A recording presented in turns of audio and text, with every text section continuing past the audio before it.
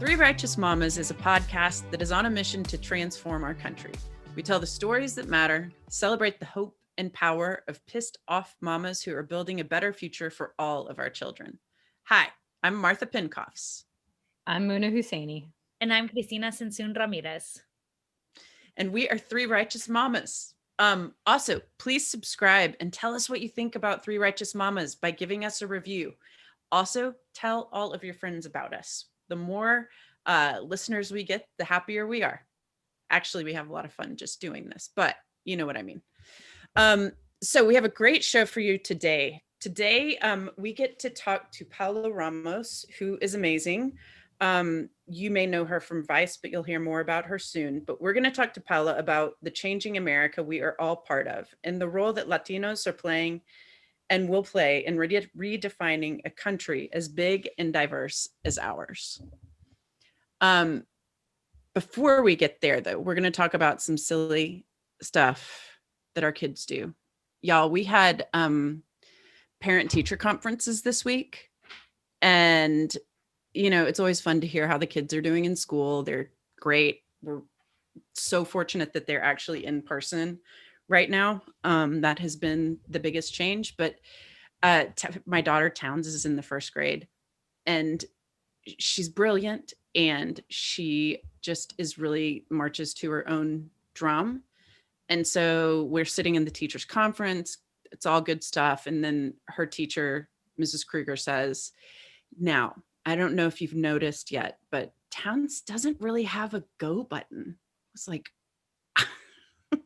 Joe and I looked at each other and just like totally fell out because I've never felt more seen. But this child will just like, she missed going to the playground because she was reading a book in the reading nook, and she didn't even know that the entire class had left until they came back. Oh, wow. She's just like that spaced out. But she is a total trip, and I felt very seen and happy about it. I cannot imagine parent-teacher conferences yet. I had a friend, was it like this? I had a friend that posts that made me laugh for like hours, that they went to their toddler's first parent-teacher conference. And he said, I vacillated in between, oh my God, my child is going to win a MacArthur Genius Award. And he's an attorney. And he said, my client pleads not guilty. Yeah, it's kind of like that. So funny. I've been worried about my 4-year-old being illiterate for forever because he's like not in school and not in Montessori, and like I'm not doing anything with him at all. And yesterday I was talking to my husband because we're driving to Dallas over the weekend, but I didn't want to say we're driving to Dallas and pull that rookie move in front of my kid because then he'd start freaking out and want to leave. And so my parents actually live in the suburb of Garland. And so I was talking to my husband. I said, hey, are you okay if we leave to Garland tomorrow? And my husband looks at me and he goes, what?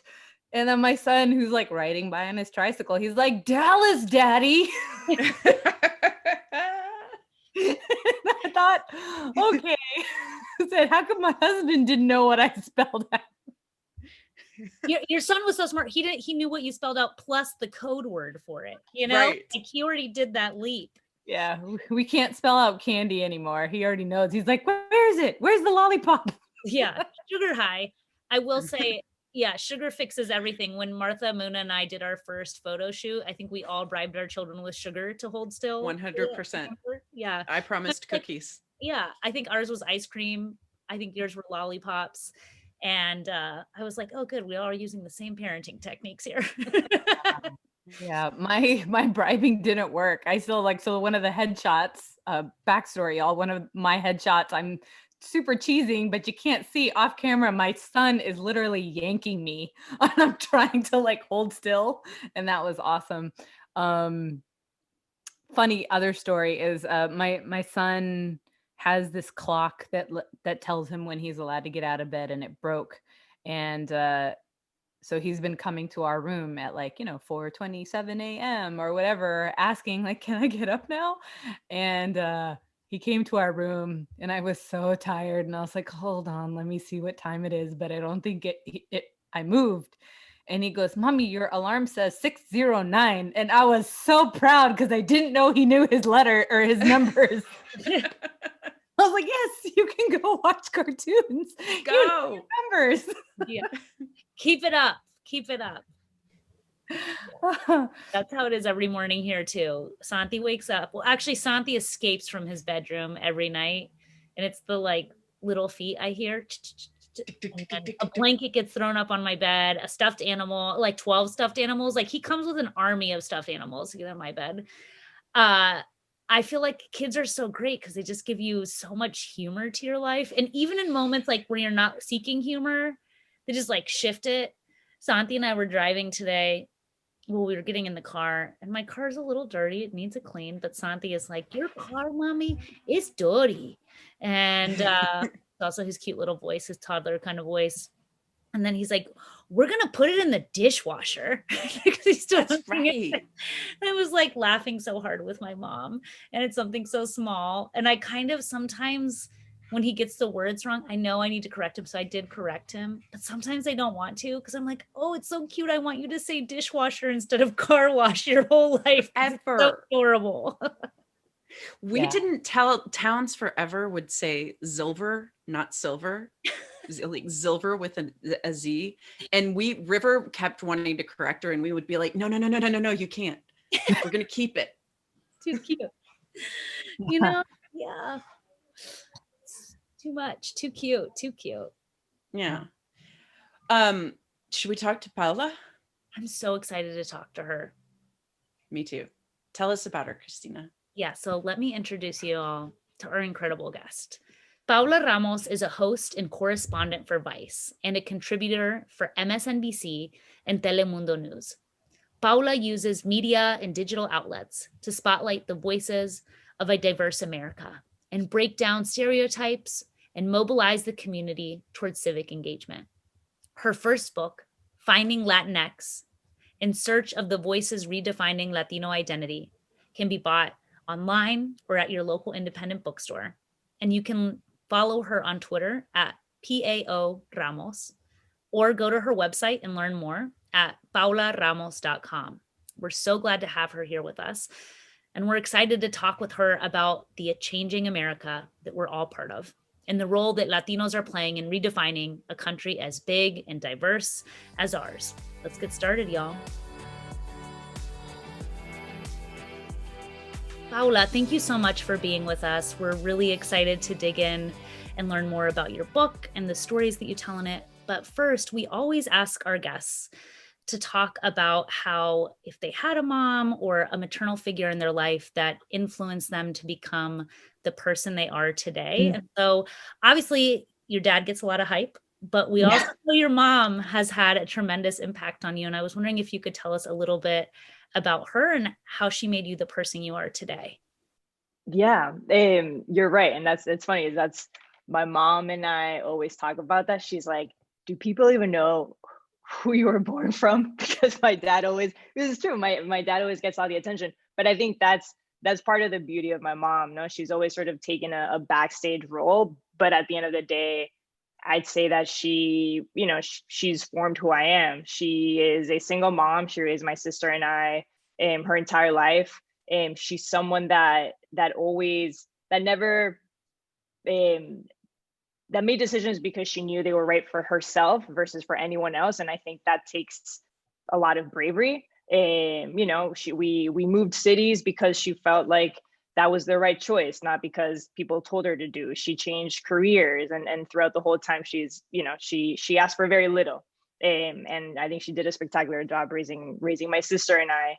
And I always think about, I think from my dad, I've learned a lot of things about like power and journalism, but from my mom, it's always been this idea of finding dignity in everyone. My entire life, she always taught us that no matter who you're talking to, no matter who you're in front of, you always find the dignity in people. And that's a lesson that I carry with me throughout every story that I've done, every interview, and truly every industry that I've worked on.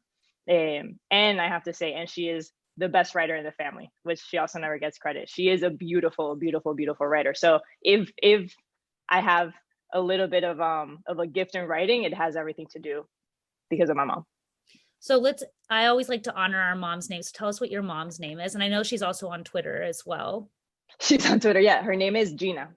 She was born in Havana, and moved to Miami when she was very young, then moved to Spain. And it's funny because when I look back at some of the steps that I've taken, in many ways, it's a reflection of hers.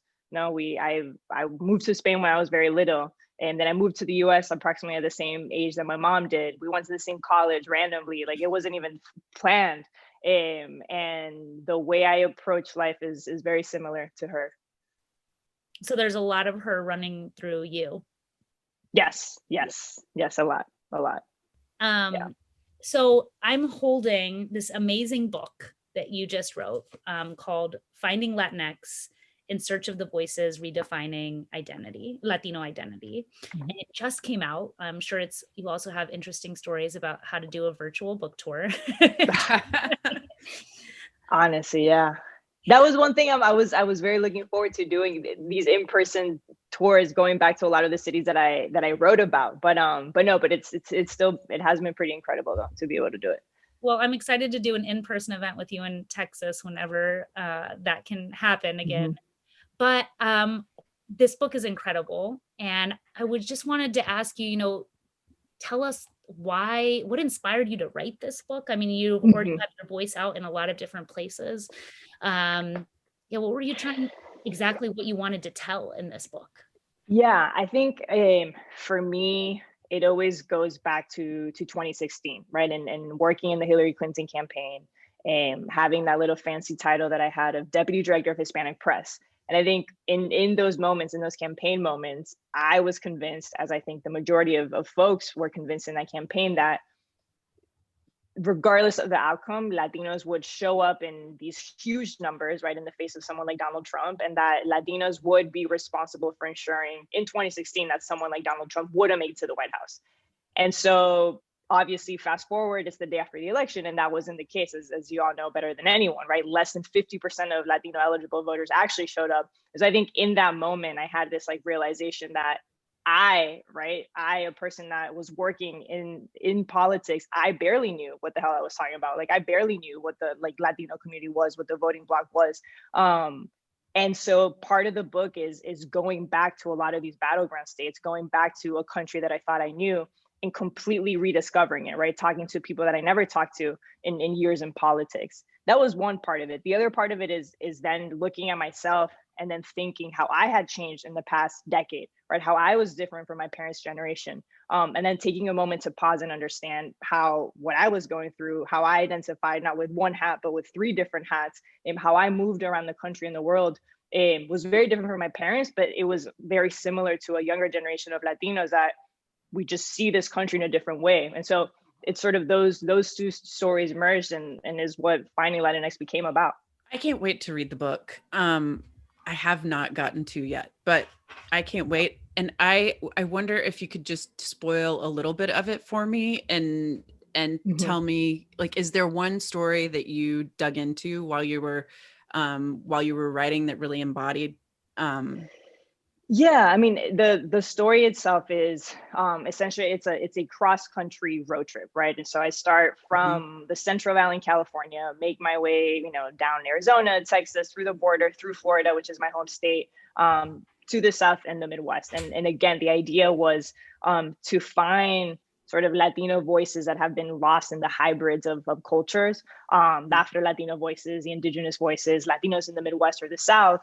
And every story is different, right? I talk to trans folks in the border, I talk to indigenous folks in South Carolina, and older Latinos and conservative Latinos. And so it's a little bit of a portrait of the voices that have always been in front of us, but that don't typically get these platforms.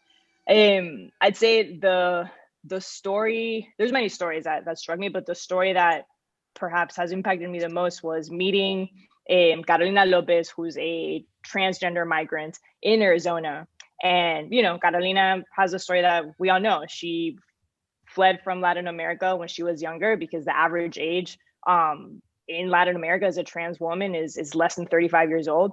And so she came to this country with dreams that everyone has, which is simply to have a better shot at life. And this country showed her the opposite. She came here, she was once again detained, she spent more over a year in Eloy detention center, was unable to get a job, and so forth. But the story of Carolina is that, at least the metaphor that I took away from is, particularly now during COVID, we all sort of can see a light at the end of the tunnel. No, we find strength because we see something gives us hope.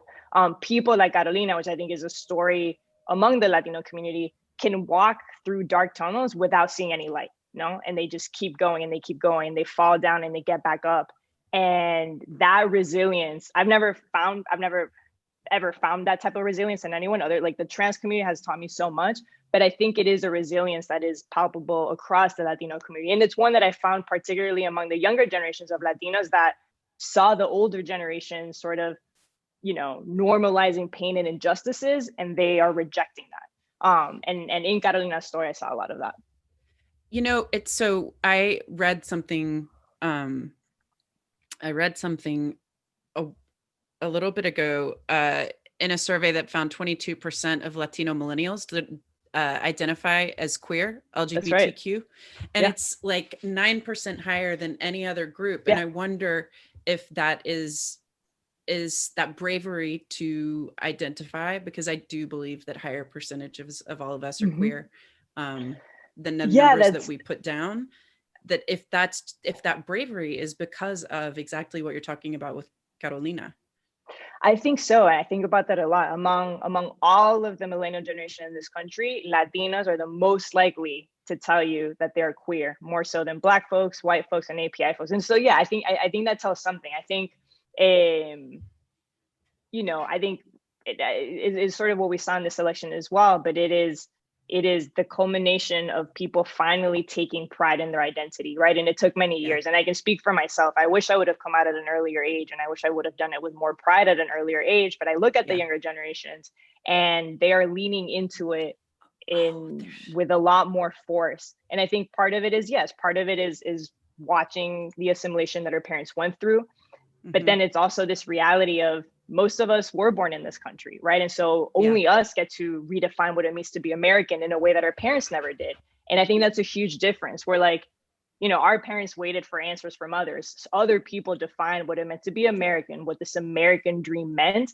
We're not waiting for anyone else other than ourselves to do that. And so I do think that makes people walk around with more freedom. Yeah. Yeah. And I read it, I interpret that as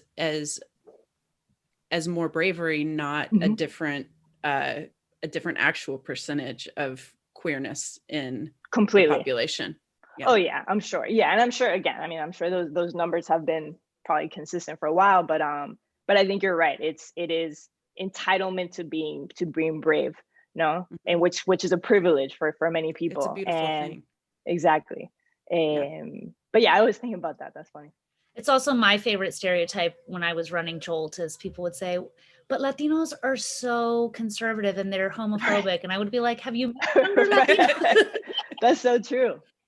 Most of them are queer. Not most of them, but a huge percentage of them are. I don't know what you're talking about. Yeah. And that's something that I find so much throughout the book. Even when I was in Texas, and they're talking to Latinas about abortion and reproductive right justice, and it's that's part of the story too. There's so many stories that have been built around us, and so many stereotypes and taboos, some of which are real, but many others are just sort of these myths that media has created for us. And so a lot of the book is just breaking down those stereotypes. Yeah. So I feel like it's there's a new term that is in the title of your book, Latinx, that a lot of our listeners won't have been introduced to necessarily, or if they have, they won't understand the meaning of it. And as a queer person, I particularly love the non-genderedness of it, but I would love it if you would just kind of give like a preference about it and tell us how it came to be. Yeah. So I think when you say the word Latino or Latina or Hispanic, Hispano, I think there's, regardless of what you think about Latinx, when I say those words to you, there is certainly an image and a stereotype about us that comes to mind. And I think that's sort of the case with these words, that, Spanish, Latino, Latina, it's a gendered language. Hispanic is a word that in and of itself erases our history with indigenous folks and Black folks. And so Latinx, I think, originated as a term in the early 2000s as a way to include the queer Latino community. But I think the beauty and the curse of this word is that it's suddenly evolved. No, and suddenly more people are using it, and people outside of the queer world are using it. And so the way that I see the word now is that X is nothing but an invitation for anyone in the Latino community that has ever felt left out. And that means the over 3 million Afro-Latinos that are in this country. It means indigenous folks. It means queer Latinos, trans Latinos. It means older Latinas, perhaps that wanted to break their own gender norms. And it also means understanding that among us, there are conservative Latinos, right? And so the way that I see it right now is in the vocabulary and the moment that we are right now, it is the only word that at least starts to capture the reality of 60 million of us. We can get into why people don't like the word, which I think is super interesting, like this utter rejection to this word, which I think says a lot of the moment that we're in, the biases that we carry. There's some people that don't want to see themselves in an image next to Black Latinos or trans Latinos. And so, that's sort of the discussion that we're in. No, why do so many people hate this word? Yeah, so I worked in diversity and inclusion in the corporate space, and there was quite a dialogue around what is the preferred term and what do folks self-identify as. And I don't know that we ever got to, okay, this is the term we should use. And then Christina, I know that you may also from your own experiences have a view on this as well and terminology. I remember reading when I was younger, Juan Gonzalez's book, Harvest of Empire, about Latino identity, right? And he actually talked about the time Latinx didn't exist when he wrote his book, but that there was no term that could fully capture everything that it was to be Latino. And because of just what Paola said, that being Latino, people have an idea of what they think it is, but it's Black, it's brown, it's white, it's indigenous, it's mestizo, it's Afro-Latino, it's European, it's many, many mixes of cultures that are bounded by geography, by colonialism. And so it's hard to ever find a term that people prefer. I know for me, being in Texas, I know most folks here prefer Hispanic or Latino. Those are the two terms they prefer. For me, as long as someone is addressing me with respect, I honestly don't care what they call me. And I think it's really an individual journey for people to decide what that is for them. But I think for me, one of the things I'm trying to constantly capture in how we think about the Latino community, and I'm wondering for you, Paola, and that is that we live in this duality as Latinos, especially here in Texas, where many in our community, like me, I'm a child of an immigrant. Many of us are newly arrived to this country, and that is the primary image that people have of us. However, we are also a people that lived in these lands before the United States was even constructed. And so, how do you in your journalism try and honor the complexity of that identity so that both of those can be seen? Because usually just the one of us as immigrants is seen. No, that's right. And I mean, that part of the book was just breaking with that general narrative, right? I feel like the narrative, as you just said, the narrative that mainstream media has had and companies have had of us is the immigrant narrative. That's the story that like my parents say and my dad has said on TV the whole life. No, the Latino, it's the immigrant. And so part of the book was trying to break with that and understand all of the many different stories that go beyond immigration. But then the other part, and it's perhaps the one that was more enlightening to me, is when I had the opportunity to talk to indigenous folks like the Mayan community and to talk to Mayan immigrants and that were just crossing the border. And, they would tell me to my face, like we hear it all the time, but it's like, we didn't cross the border. No, the border crossed us, right? Sure, I'm coming from Guatemala. I'm Mayan from Guatemala, but they would tell me like this is our land. And I always think about this one moment where I was leaving Georgia, and I had just spent like a couple of days with the indigenous community there. And of course, to the foreign eye, to me, I looked at them in the deep South, right? Amidst like Trump flags and these red counties. And I was like, what does it feel like for you, to be in this land, in this like rural part in Georgia? Doesn't it feel strange to you? And he looked at me and was like, no. He's like, these are our mountains. Like, I am in nature. Like, this is the sun, the trees, the grass. Like, this is home to me, and it's always been home to me. And so I think in that moment I realized, like, just something that I take for granted, right? But just the importance of land, no, and just the relationship that different communities have to land. And so here was this person that I was treating as a foreigner myself, no, with my own biases, and he was telling me, like, you look at this land as if it's Trump's land. This is our land, no. And so I've, it's something that I have more to learn about. I did a lot of reporting with Vice, in Navajo Nation this year, in Southern Arizona with the Tohono O'odham Nation there. So I think all this to say that it's something that I'm unlearning a lot of things and trying to relearn, no, and from them. So yeah. Yeah, I was just gonna say, like, for me, I constantly, on the last episode we actually were talking about how our moms influenced us. And I always said my mom, she didn't go to school past the 8th grade, and she's dark skinned and I'm lighter skinned, but she always wanted us to be really proud of who we are. And I always think about how, for those of us that are mestizo, like how we haven't learned yet to celebrate fully our indigeneity. And my mom constantly teaches me just what you said. Like, recently at a grocery store, she was in line, a woman was in front of her, and the woman turned to my mom and said, "Are you a citizen?" And my mom said, "I am, are you?" And but things like that, like, it's powerful. Yeah. And my mom said, of course. And then my mom said, "I'm Native American," because my mom, as she's like gotten into who she is now, identifies as both mestiza and Native American, because she knows, like, this is actually my culture and who I am. And right.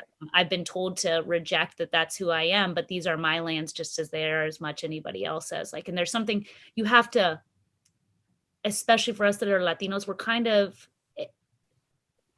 like you said, it's an act of resistance to teach ourselves that it's not the way we have to construct our identity or our understanding of place.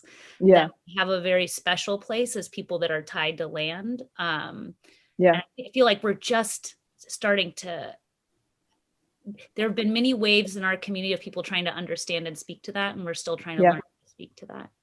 And even writing this book, right? Even, I mean, the term Latinx is very much obviously rejected by Indigenous folks. And those were part of the conversations that I would have with them. They were like, labels, why are you calling me Latino, right? Why are you calling me Latinx? Or like, we are the first people of this country. You guys don't get it, no? And so part of, the book isn't, by no means is it an argument to say that the majority of Latinos call themselves Latinx, but it forces us to have these conversations as to, like, who is under this one umbrella. But that was another interesting conversation that I had with a lot of the Mayan and Indigenous folks. They were like, these labels of Latino, Hispanic, Latinx, like, we don't believe in labels like that, which I thought was interesting. I'm like, we don't believe in labels like that, but let me ask you a question about a label like that. Yeah, I know. Which is, I mean, like, we just went over the fact that we're all different colors, right? We're all different. The idea that Latino, that we come from Latin America, right? Including this America. But now we are the largest ethnic group in the country. And, with numbers comes incredible potential transformation. But the reality is, even though we're the largest ethnic group, and from all of your reporting that we don't have the political power, the economic power, the media representation that a community deserves, especially given our size in this country. And it's something I think a lot about as a Latina mama myself. My son represents 1 in 4 children in this country that are Latino, right? I think that people don't realize that aren't part of the Latino community, that 1 in 4 Americans now that are children are Latino. And I'm wondering how, what is your advice to Latina mom? I know you're not a mom yourself, but like a Latina, someone that's a storyteller in many ways, like a Latina mama myself, plus Muna and Martha and all the moms listening, about how we start to tell a more true and diverse story of who this country is, so that all of our children can actually feel seen in it. Yeah, I mean, the story for me, I think we saw that story in this election, right? It was youth. It was the young people that weren't waiting for any media company to tell their stories. They weren't waiting for either party to come and give them funds to organize. They weren't waiting for any big entities. They did it on their own. The victory. I mean, Christine, you know this more than anyone. The victories that happen in this country, the reason why we're leaning towards change is because young Latinos or young communities of color saw themselves that they were worthy of change. They saw it themselves. No one told them. No one gave them the money. No one gave them that approval, and they did it, right? And so that gives me hope. It's like the answers, and that's sort of the difference that I see in this election, right? People voted not necessarily for Joe Biden, they voted for themselves. And I think, I didn't necessarily see that in 2016. I worked in obviously in Barack Obama's campaigns, and yes, he offered hope, but many people voted for him, right? In this vision for hope. And then suddenly it's like the narrative is shifting, and because young people are taking it into their own hands. And so as long as that continues to be the case, and I think we're just very much seeing the beginning of that movement that, you all have been part of, as long as that continues to be the case, then I have no doubt that stories will be told the right way, right? Because people aren't waiting for others like megaphones. No, we have a phone, which is the most important thing. We have pen and paper, and we're seeing the narrative is changing. So I don't know, that's what gives me hope at the moment, seeing the young organizers and understanding that the story of this election was because young people self-organized. This is so interesting for me to listen to as we're chatting. I think about the Muslim demographic in this country and the similarities in the sense that Muslims represent so many different countries, so many different languages, so many different cultures. And then the term Muslim sometimes is equivalent to race. Yeah. In the sense that it's like this overarching concept that binds folks together, but the diversity is huge. Right. And there are also, I think it was something like 30% of Muslims in this country voted for Trump. And so there's different camps and different reasonings for that, very similar to the Latino community. And at the same time, has Hispanic community, Latino community, however you want to call it, right? Like there are folks here, like I have friends who were telling me growing up in the Valley that they had their fingers broken for speaking Spanish at school. Mm-hmm. So this is not history from a long time ago. Right. This is even in our own generation. And if folks whose families have been here for hundreds of years are struggling with identity, and immigrants in my own community, of course, are going to be dealing with that. And then there's also, of course, like the political rhetoric makes it hard to like balance that as well, because there's fears of, well, I don't know if I want people knowing what my background is. And some folks pass and some folks don't. And then just what you talked about with the youth, I'm loving that as every generation comes through, there's more of this strength of like, okay, going back to our core and like really holding onto it and speaking up for it. And do you think what's different about the youth that they feel so bold or courageous to do that? In your journalism, what have you noticed? Because you're talking not only to folks that are indigenous or in Florida and then going across to Arizona, like what thread do you pull there that's in common for the youth across all these different groups? I mean, I think we touched on it a little bit at the beginning, but I think it's what you see growing up. No, if you grow up for 2 decades and you're seeing your parents and the older generation sort of normalize to this assimilation that you're seeing, normalize seeing your parents sort of being told that they can't speak Spanish, in order to succeed in this country. If you see your mom every single day, be thankful for making money, even though it's less than a white man. If you see your grandfather, working in the fields every day around pesticides, and you normalize that because you've been told that you're lucky to have that opportunity. Same, if you see all of these different justices, I think for so long, for so many in our families, were seen as gifts and as part of this dream. and we had to always be so grateful. And then I think the younger generation that in a sense is more privileged because many of us were born in this country, right? Many of us now suddenly can navigate this world in Spanish and in English. Many of us have rights that our parents didn't. I think that arms you with the necessary tools you need to break away from that, no, and to want to speak up. And so again, we're not just speaking up for ourselves. No, you're suddenly speaking up for yourself, and then suddenly for an entire, legacy of your ancestors and your elders that you carry on your shoulder. And I always think back to a conversation that I had with Monica Ramirez. Obviously, an incredible activist, and she said, "Look, the difference between now and then is we, back then our moms and our grandmothers sort of maybe had to be silenced because they didn't feel like they could lean back and fall on anyone's hands, right? Now they do. Now they know that if they want to speak up, they have an entire army of women right behind them that will catch them. And I think that is a difference, no? That now there's more support, right? Because I know I can speak up because I have that right in a way perhaps that, my Cuban grandmother doesn't, no, because she doesn't know English. And so yeah, I think that, as we said before, that makes you lean into your identity with more pride, that makes you speak up with more pride, that makes you not take for granted your rights, that makes you want to vote. And I think we're seeing that culmination right now. Wow.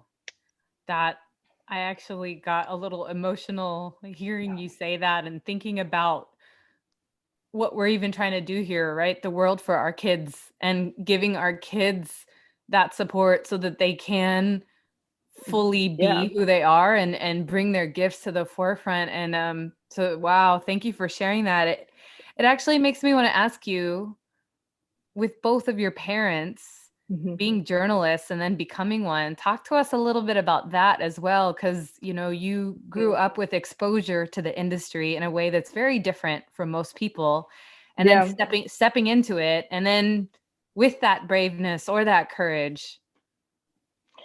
Yeah, I mean, my mom, politics and journalism was always around us growing up, right? My mom's family, my mom included, left Cuba under the Castro regime, and so freedom of expression and freedom of press was always a principle that they worked around.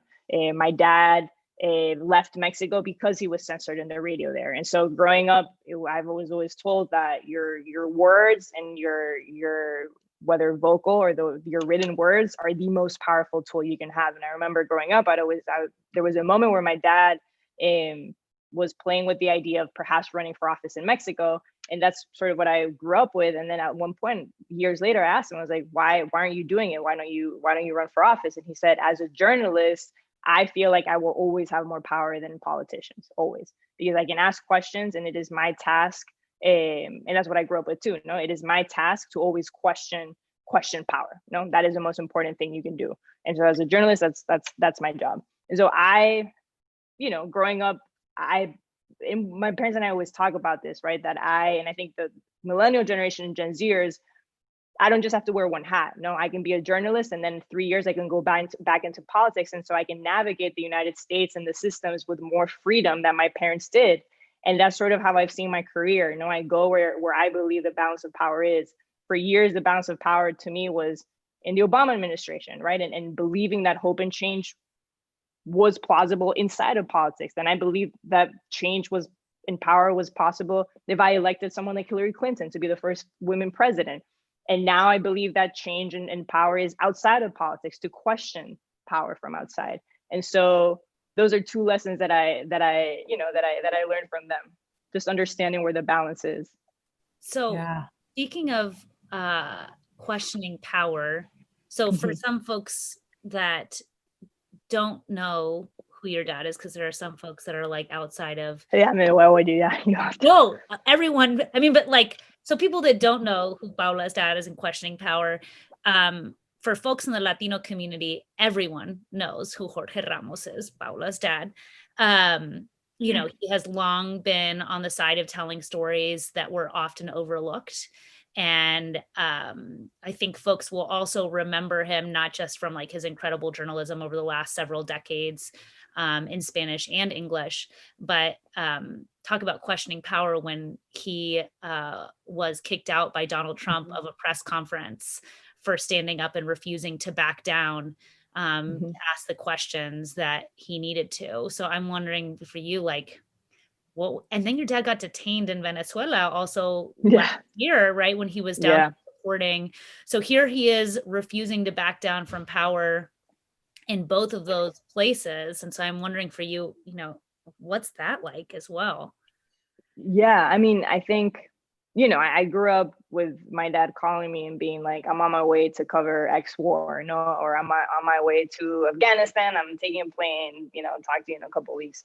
And so, you know, that was the norm. But I will say, when he got kicked out of Trump's press conference, I remember I was flying, and so I when I landed, all of a sudden my phone was blowing up. People were like, "Is your dad okay?"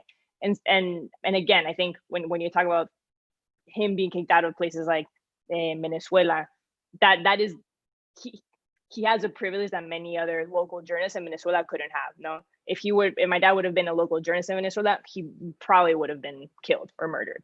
But he knows the privilege that he has, and so he uses it well. But in Trump's scenario, where I saw him getting kicked out of this press conference, what was shocking to me was that I honestly, in his face, and those moments where he's interacting with him and getting kicked out, like his facial expression was one that I had never seen before. Even as he was covering wars, even as he's been literally kicked out of Cuba from Fidel Castro, even if he's gone through all these scenarios, that face and that expression he had in his eyes was one of like, this is something I've never seen in my life, right? Because here we are in the largest democracy in this country, and I could tell that he saw a big red flag in a time, I think, when many of us didn't. And I include myself. I was working in the Hillary campaign throughout this whole time, and my dad would warn me throughout the entire campaign. He kept telling me, he's like, you guys are not seeing what I'm seeing. Like, you guys are missing the point. Like, there's stuff that's happening outside, and you're living in this bubble. And I myself even sort of, you know, diminished that and didn't want to believe him. And so it's just been this, seeing him cover Trump has been impactful in the sense that he saw something probably a year before many of us truly understood the threat of Trump. And that's something you just don't expect in the United States.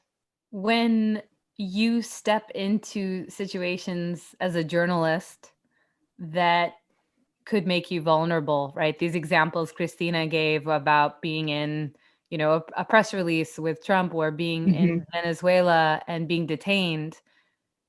Let's say you're in these, we'll call it confrontations doing your job.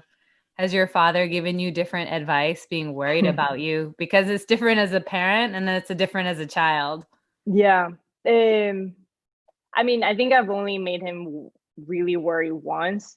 I think overall, the stories that I try and cover, you know, haven't put me in very dangerous situations. Luckily, I think when I went to, because of his history as a journalist, he has to be careful when he's in Mexico, obviously, because of the way that journalists, you know, have been murdered there. And so when I have gone to the border myself, he worries a lot. And so his advice has been to tell me to get the hell out of there. But I also know that his advice, in a very silent and subtle way, is to just stick with the story and do it with bravery. And so that's something that I navigate, right? Because I know that he would do it in this situation, but I know as his daughter, he doesn't want me to be there. And so there's the one time where I was hearing his voice and trying to figure out what to do was when I was interviewing a member of the Juarez cartel in Ciudad Juarez, and he, you know, it was a situation that I knew my dad wouldn't be happy of having me interview and sit in front of a gang member who was murdering asylum seekers at the border. But on the other hand, I knew that he wanted me to tell the story because it was a time in our history where asylum seekers, because of Trump's policies, are stranded in the border, and the drug cartels are taking advantage of that, right? And they're killing asylum seekers because of the United States policies. And I thought that was an important nuance to make. And so I always struggle with that question because I don't know I know him as a journalist, he'd follow through even in dangerous situations, but I think as a dad, he wants me to do something different. And so I'm always trying to figure out, like, my instinct is just to make him proud and follow through with the story. And yeah, and just be very conscious of the privileges that I have. I think it's important to use them in certain situations. And so far, I think I've been safe for a reason. Yeah. As Christina was mentioning earlier, your father isn't just a journalist, he's a household name, right? Like, everybody knows him. And in that sense, those are really big shoes to fill, right? With both of your parents being journalists and you following in their footsteps. Like, talk to us about that, struggle, or is it like, what's difficult, or what goes through your mind when you're in some of those situations thinking, gosh, like, my parents did this before and now I'm here, and like, is there pressure? They're so supportive. And so much of my career at the beginning was different from theirs, right? I chose politics at the beginning, and perhaps I'll choose it again, but it felt different. But honestly, throughout the entire journey, they have rooted for me in the most incredible way, throughout the entire time. And it's never been, they've paved ways for me, they've inspired me, they've supported me. And so I carry that privilege with being very conscious of what that means, and with a lot of honor. But I'm still learning from them. No, like, I see what my dad does. I'm like, you're on TV, but now I'm reading your articles, and you're also doing this podcast, and then you're on Instagram. Like, how do you do all this? So I still feel like I'm still learning, no, and I strive for that. And then I see my mom, write these beautiful stories, and then she's also a producer. And so I'm very much in the, like, initial stage of it, and also I'm also navigating this whole world that they haven't. So we're both learning, right? I get to do a lot of the things that they're doing in Spanish language. I'm doing it in English and in Spanglish. And so we're constantly comparing notes of, like, the differences of these sort of landscapes that we navigate. So it's been pretty cool. But I'm just sort of, like, inspired and proud. So I've never felt like that type of pressure. Well, that sounds like a much more rich exchange. So I work in tech. I'm an executive in the tech field. And the other day, my daughter basically schooled me on something on my phone, and I just was like, I had to. So it sounds like y'all's relationship is for a little now. bit. Yeah, for now. No, it's my dad is like, you know what? And sometimes I can't trust him, because everything I do is, like, great in his eyes. And I'm like, there's no way. Like, even as I was writing this book, and I made the mistake of having him be sort of like, I would show him, I made the mistake of having him read through the drafts, and now my mom, because I know my mom is, like, a harsher critic and the real critic. But I was a conscious decision, because I knew my dad was going to be like, it's great, keep going. And he did. But I always have to be very conscious of that, because it's, like, too rosy, But yeah. As a journalist, you use your privilege to challenge power. You use your place to challenge power, and as such, you create culture when you do that, and start to shape and model the culture that we will all eventually live into. And I think in that, you are creating the world for our kids by calling power what it is when it is. And as sort of a final thought, I would love for you to, like, give us advice on what spirit can we take to challenging power to build the world for our kids as, like, regular people every day. Well, none of you are regular people, so that's I feel like you all have to show me that. That's a tough question. I don't know. I feel like right now the sort of path that I'm in is by being a better listener. And I feel like that's also been a lesson learned of the past 2 years, where, perhaps because of what my parents told me, I thought I knew how to challenge power. I thought I knew I had these answers, or even going into interviews and stories, I always think I know what the answers are going to be, or what the questions are going to be. And I've learned that sometimes, especially as I wrote this book, I got the best answers when I was saying nothing, when I was just listening. And like that has been a very important lesson for me in the last year, to just not to just like shut my mouth and just take like listen from people without searching for these answers. And so I don't know, that doesn't answer your question, but for me it's just been truly the best chapters in the book and the best stories that I've told is when I was looking for nothing. No, and I think that's what inspires people. That's what inspires a lot of these relationships building, and trust. And so it's just been, I don't know, building trust has been very, very important throughout this whole thing. I actually think that's just kind of the perfect answer. No, but thank you. But yeah, no, I was just thinking out loud. Like it truly, the hardest part of everything I think right now is building genuine trust. And I'm sure it is for you all when you're doing these interviews, right? People are at a time where you want to make sure that no one feels like their stories are being exploited, right? And that you're challenging power the right way, and that you're not speaking for others, but that you're giving people a platform. And those are really hard things to navigate. And now I think it is sort of my job to just like to listen and build trust. And I think organically it'll lead to somewhere positive. That makes sense.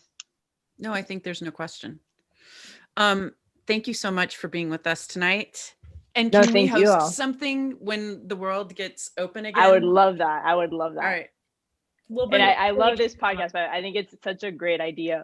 I love it's a different vibe, and it's like a totally different conversation. I've been doing so many of these book conversations, so this is like I really liked it a lot. So thank you guys. Thanks a lot. Thanks. Welcome. Well, thank you. And tell your mom she was the first person we asked about. Oh, I will. Oh, for sure I will. It's so funny. Care about Dad. They were like, ¿Quién? Oh, I know. No, don't worry. I will. That's the first thing I thought about. And I very much appreciate that a lot. So thank you. I have one last question. Go ahead. Where'd you live in Spain? I grew up in Madrid. You did? I spent a year in Sevilla. Ooh. So Sevilla is beautiful. Yeah, Spain's great. Yeah, I miss it. Well, Paola, I'll say this before we let you go. I am so excited for my daughter to watch this interview, specifically to be able to listen to your words and hear from you and have a role model like you to look up to, because everything that you're saying resonated for me so much. But like, you know, when mom says it, you don't necessarily care when you're 12.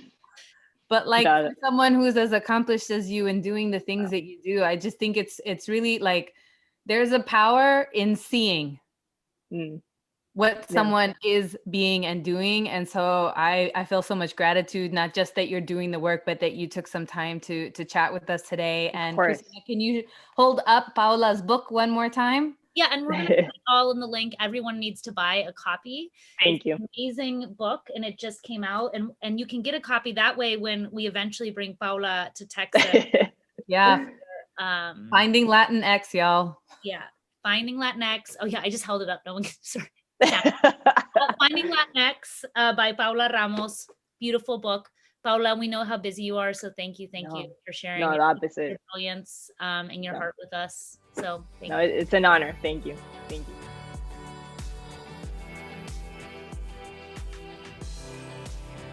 In listening to Paola talk, that question that you asked her at the end, Martha, I think that was it for me. That was everything around. We really need to be listening and understanding it, listening to understand. Yeah.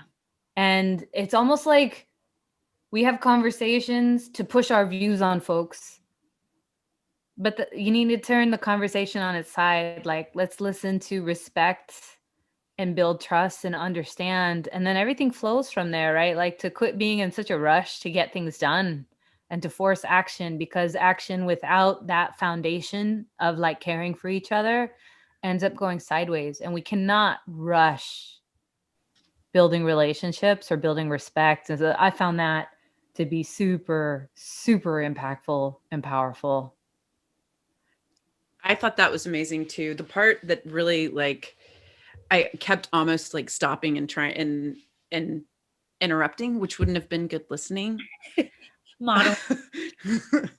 But when she was talking about the indigenous people in Georgia and their ownership, that how the ownership and responsibility of the land moves with them, not dependent on what land they stand on. And I feel like in that spirit is one of the biggest solutions to, the climate crisis that bears down on us, is if we all carried the earth with us like that, we would make really different choices that would deliver something different for our kids. Yeah, I mean, I think what I was thinking about, we started out really talking about wanting to talk with Paola about how we build a world where all of our kids are seen, because Latinos are this large ethnic group. And then coming to the term Latinx, which there's all different kinds of feelings about. There's also different kinds of feelings about Latino and Hispanic. And remembering what she said, and then also remembering that, like, because Latino identity is so diverse, right? That's what some people don't realize, that it's so expansive. It's so many places, so many stories, but that there all are cultural ties, and that there is no term that's perfect enough, because we're trying to figure out how to tell all of these stories and give them light. And I kind of think that's what the United States is. Totally. The United States is like, oh, how do we tell our story? And it's because we try and tell it sometimes in a way that's too monolithic. And instead of being like, I think if the United States, and we've talked about this in other episodes, and I think it's partially because we're Texan, right? It's like, what if we fully embraced how beautiful, how big, how diverse and complicated it is to be a country that is so many different ethnicities and races, but we embraced it like it was the best fucking thing in the world. Because it is. And that there would never be one term to truly define it. There would be a story we would tell where all of our stories could be seen. And that's really, I think, what hit home for me. Because I'm one of those people that, to me, it's not necessarily the term or the language, it's the feeling of respect and, like how she said, listening, right? Yeah. I guess I'll wrap on a point here when she was talking about the younger generation having their voice, and how they felt like they can break away because they're carrying the legacy of their elders on their shoulder. And that, she was talking about, well, maybe my mom and my grandmother couldn't feel like they could do that, but now, because we have an army behind us of people holding us up, we can do that. And I was sitting there listening to that, thinking that there is a dominant culture in our country. Our demographics are changing, right? Christina, you said that the Latino representation in this country will start to be a majority in the next couple decades here. And does there really need to be a dominant culture anywhere? And I think, no, there doesn't, because if we have an understanding of respect for each other, there's no need for anything to be dominant, because the respect and care that allows all of us to sit at the table and raise our kids together and play together and live together in our extremely diverse communities, that's the world I want us living in.